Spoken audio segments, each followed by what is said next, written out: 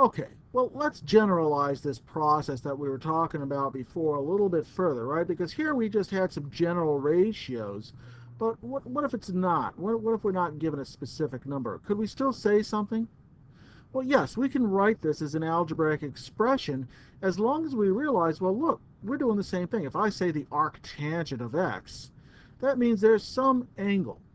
There has to be some angle theta whose arctangent of x, right? Theta is an angle between negative pi over 2 and positive pi over 2, not including negative pi over 2 or positive pi over 2, whose tangent is equal to x.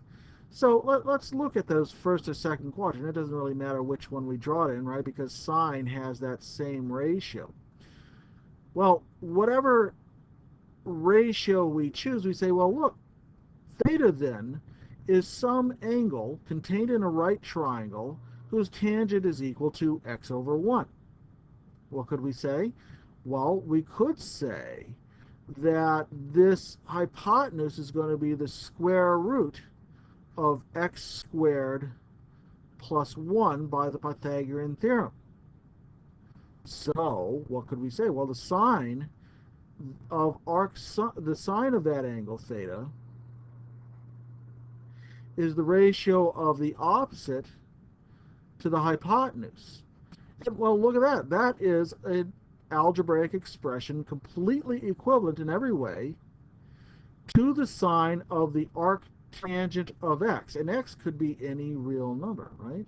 So x over the square root of x squared plus 1 is our algebraic expression equivalent to the composition sine tangent arctangent function here.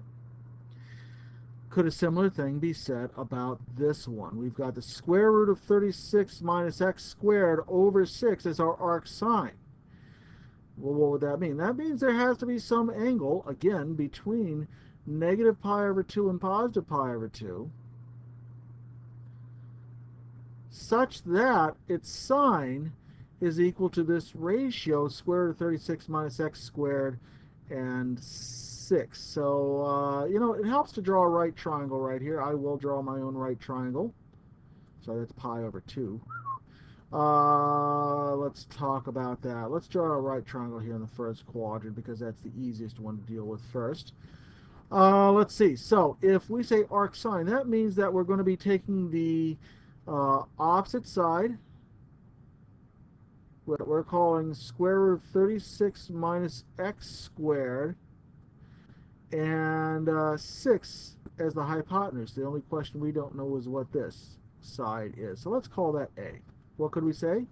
Well, a squared plus the square root of 36 minus x squared is equal to 6 squared, right? You notice how we're doing that? A squared plus b squared is equal to c squared.